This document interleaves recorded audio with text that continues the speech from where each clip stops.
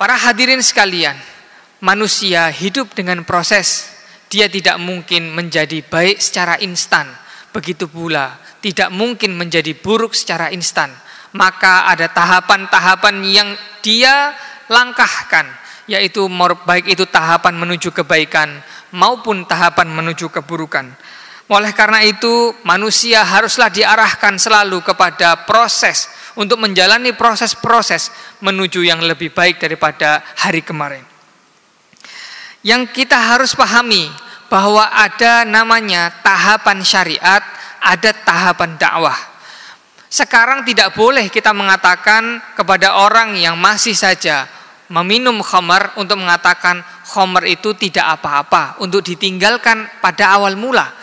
Kita tak boleh mengatakan itu karena hanya ini terjadi pada zaman Nabi Muhammad SAW. Yang boleh kita katakan adalah ya daripada selalu menenggak.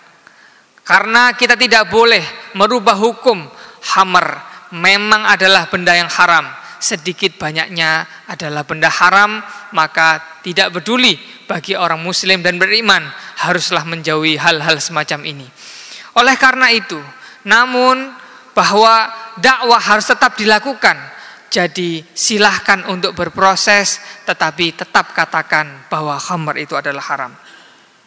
Karena apabila kita menegakkan syariat, membumikan Al-Quran tanpa memperhatikan kesiapan manusia itu untuk menerima Al-Quran, maka yang terjadi adalah resistensi yang begitu besar, sehingga nilai-nilai kebaikan tidak bisa diinternalisasikan ke dalam diri-diri manusia, yang mana ini merupakan adalah kegagalan di dalam berdakwah.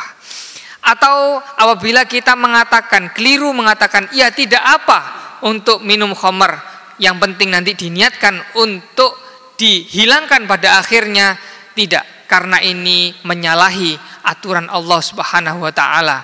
Maka bagi siapa yang masih melihat tetangganya, naudzubillah, melihat keluarganya, naudzubillah, masih berada dekat dengan hal-hal yang diharamkan oleh Allah, katakanlah hal itu haram, tapi toleransilah bahwa mereka juga membutuhkan proses untuk meninggalkan hal itu. Para hadirin yang dirahmati Allah Subhanahu wa taala, oleh karena itu kita bisa mengambil pelajaran bahwa menginternalisasikan nilai-nilai kebaikan, baik itu lokal maupun universal di negeri kita tercinta Indonesia, membutuhkan fase dan membutuhkan proses.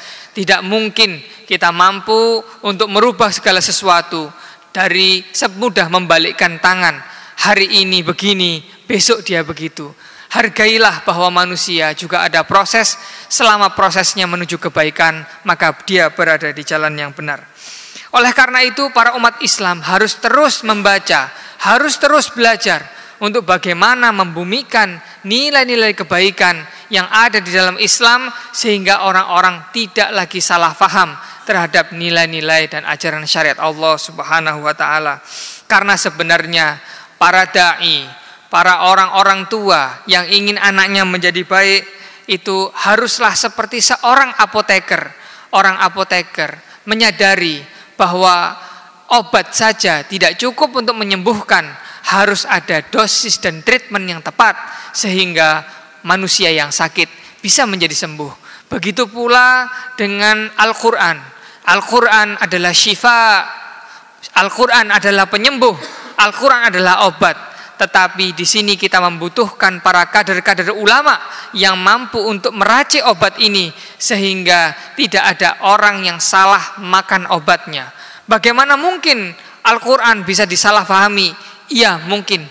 Ketika waktunya damai kita mengajak perang, itu adalah orang-orang yang salah mengambil obat karena dia tidak bertanya kepada dokter, dia tidak bertanya kepada apoteker Al-Quran.